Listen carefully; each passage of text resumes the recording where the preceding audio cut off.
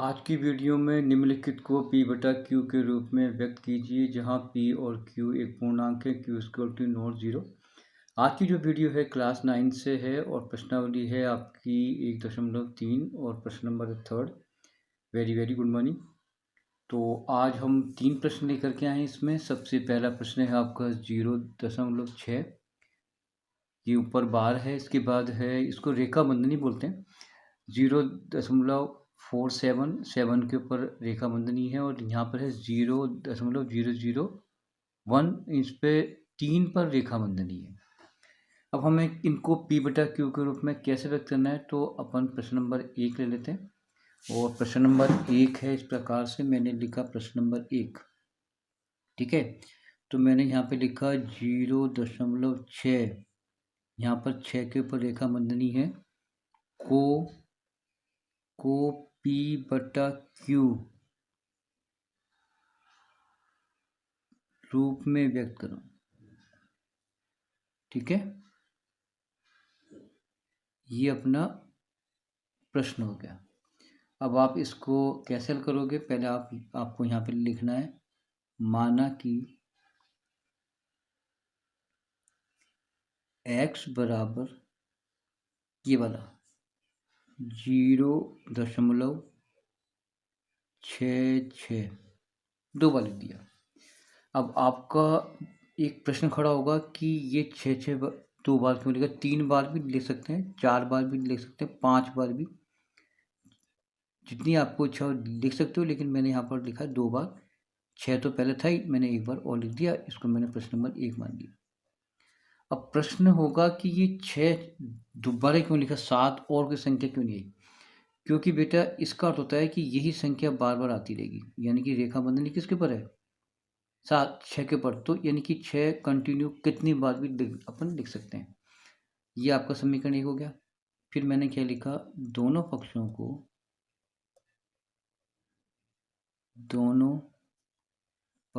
को 10 से गुणा करने पर। अब प्रश्न खड़ा होता है कि भाई 10 से गुणा क्यों करा, ठीक है। क्योंकि बेटा रेखा बंधनी एक संख्या के ऊपर, यानी कि रेखा बंधनी 1 के ऊपर है, इसलिए हम 10 से गुणा करेंगे। और 2 पे होती तो हम 100 से गुणा करते, और 3 पे होती तो हम बेटा 1000 से गुणा करते। तो मैं इंटू करूँगा यहाँ भी किससे बेटा, 10 से, तो यहाँ पे आ जाएगा x इंटू 10, ठीक है, इक्वल आ गया 0.6 और 6 और गुणा में आ गया 10।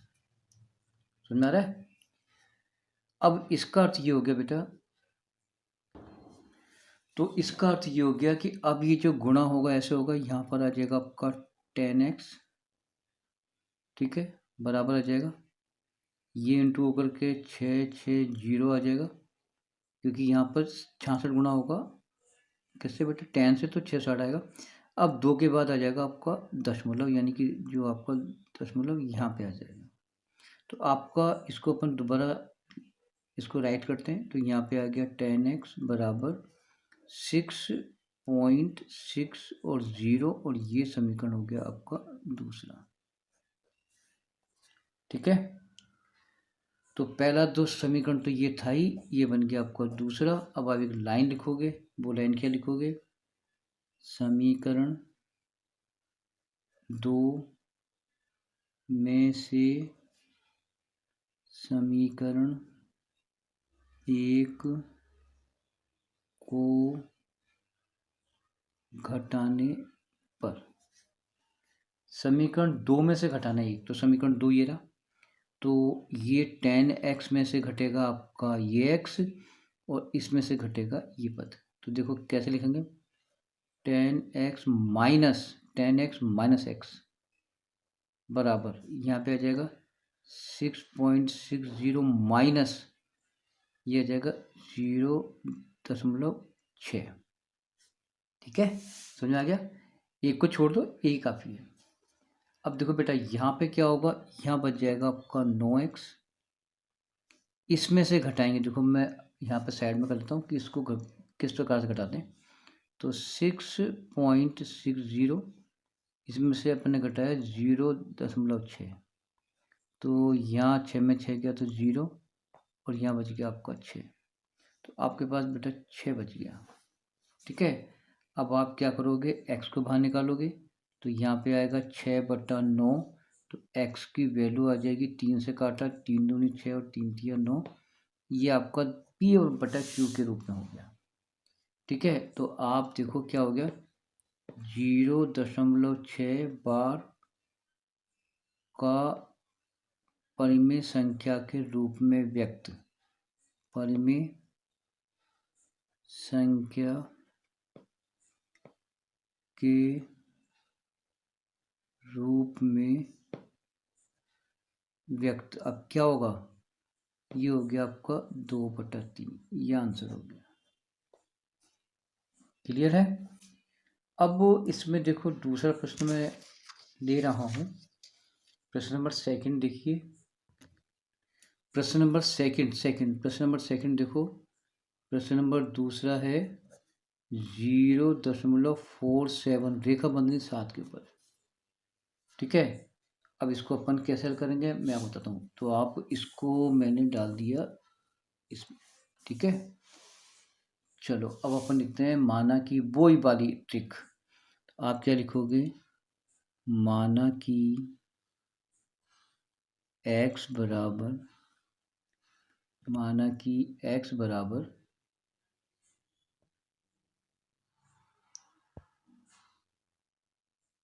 माना कि x बराबर 0.477, क्योंकि रेखा बंधनी बेटा 7 के ऊपर है, इसलिए ये 7 अपन कितनी बार भी लिख सकते हैं, मैंने सिर्फ 2 बार लिखा है।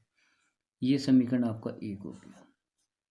ठीक है, सेकंड समीकरण में क्या करेंगे, देखो दोनों पक्षों को गुणा करेंगे, तो यहाँ पे लिखेंगे अपन दोनों पक्षों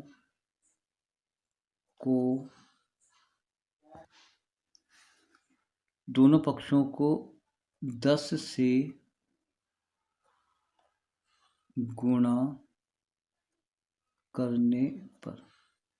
10 से क्यों गुणा करा बेटा, क्योंकि रेखा बंधनी आपके एक अंक के ऊपर है, इसलिए इंटू करेंगे 10 से। अगर 2 पे होती तो 100 से गुणा करते, 3 पे होती तो 1000 से गुणा करते। तो आपका जो नया पद बनेगा वो tan x, क्योंकि यहाँ पर गुणा हो गया, यहाँ भी गुणा हो गया 10 से, और यहाँ गुणा होगा, बराबर 0.477 और इंटू में मैंने 10 से गुणा कर दिया। तो आपका यह बन गया tan x बराबर 4770, क्योंकि 0 आ जाएगी, 1 2 3 के बाद लग जाएगा आपको दशमलव। ये आपका समीकरण हो गया बेटा सेकंड। ठीक है, अब आपको करना क्या है, समीकरण 2 में से समीकरण 1 को घटाने पर। ठीक है, समीकरण 2 क्या था बेटा, tan x में से इसमें से ये घटेगा माइनस का x, बराबर यहाँ पे आओ 4.77 में से अपन घटा देते हैं ये वाला पद, माइनस के 0.47।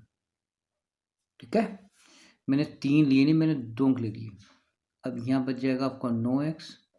अब बेटा यहाँ देखो मैं घटा देता हूँ उसको साइड में, तो आपको दिक्कत नहीं आएगी। 0. नहीं सॉरी, ये है आपका 4.77 और ये 0.47 बेटा नीचे आ जाएगा। तो 7 में 7 गया 0, यहाँ बच जाएगा 3, यहाँ बच जाएगा 4, तो आपका बच जाएगा 4.3, 0 घटा दो। ठीक है, अब x को बाहर निकालेंगे तो ये आ जाएगा 4.3/9।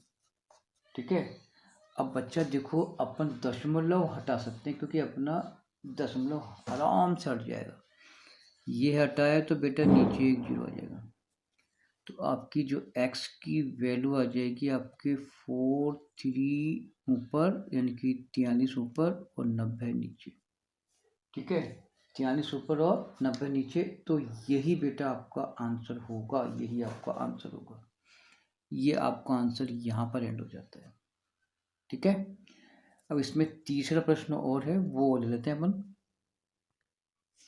प्रश्न नंबर 3 देखो, ये दे रखा है आपका तीसरा प्रश्न, मैं यहाँ से उतार लेता हूँ। प्रश्न नंबर 3 है 0.001 और 3 के ऊपर रेखा बंधना। ठीक है, चलो इसको करो साइड में, अब आता हूँ। ठीक है, ये यहाँ शुरुआत करी तो अपन क्या लिखेंगे, माना कि, तो यहाँ पे लिखोगे आप माना कि x बराबर 0.001 और फिर इसको मैंने एक बार और रिपीट कर दिया 0.001, क्योंकि 3 के ऊपर रेखा बढ़नी है, यानी कि ये जो अंक है तीनों कितनी बार भी लिख सकते हैं, मैंने केवल 2 बार लिखा है। ये तो प्रश्न में था ही और मैंने एक पद और बढ़ा दिया। ठीक है, अब हम क्या करते हैं बेटा, अब आपको मालूम है कि मैंने आपको सिखाया होगा कि अगर रेखा बंधनी 3 के ऊपर है तो आपका देखो रेखा बंधनी कितने के ऊपर है, 3 के ऊपर, तो 1000 से गुणा होगा। तो यहाँ पे लिखो आप दोनों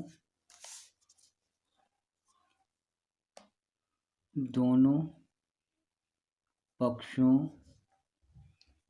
को 1000 से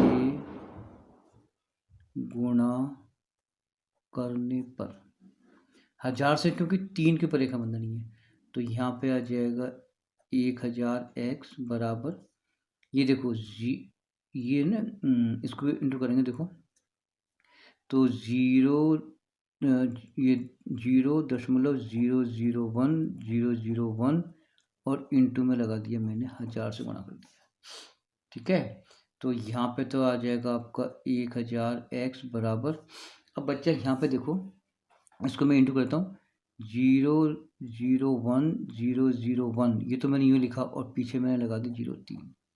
ठीक है, अब देखो यहाँ पर 1 2 3 4 5 6 के बाद आएगा आपका 1 2 3 4 5 6, 1 3 और 3 यहाँ पे आ जाएगा बेटा।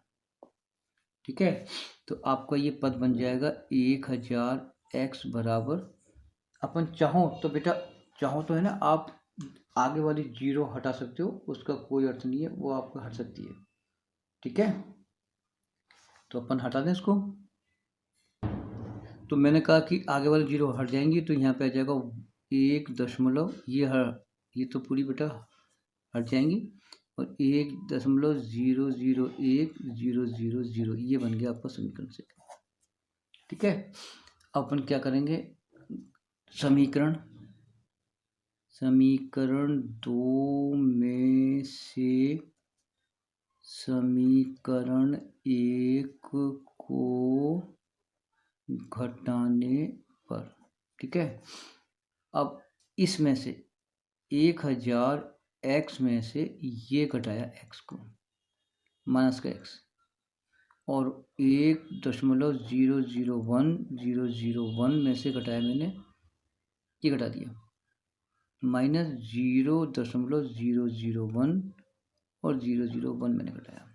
ठीक है, अब देखो यहाँ बच जाएगा आपका 999x, क्योंकि 1000 में से 1 गया।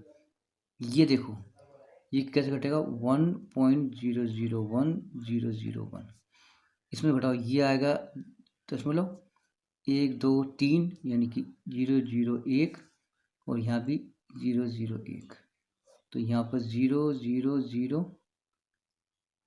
फिर 0 फिर 0 फिर 0, और यहाँ बच गया आपका 1, और यहाँ बच गया आपका 10, तो ये पूरा हट जाएगा। ठीक है, तो आपके पास सिर्फ यहाँ बचेगा बराबर लग करके x बाहर निकाल दिया, तो 1/1 है ना, 1 आ जाएगा 999। ठीक है, हो गया। अब आप क्या लिखो लास्ट में, अर्थात लिख करके, जो आपका सवाल क्या था 0.001 रेखा बंधनी 3 पे दी, अब ये चेंज कहाँ में हो गया, p/3 में, यानी कि 1/3, ये आंसर हो गया। तो आप इस प्रकार से 3 प्रश्न मैंने बताए आपको। धन्यवाद।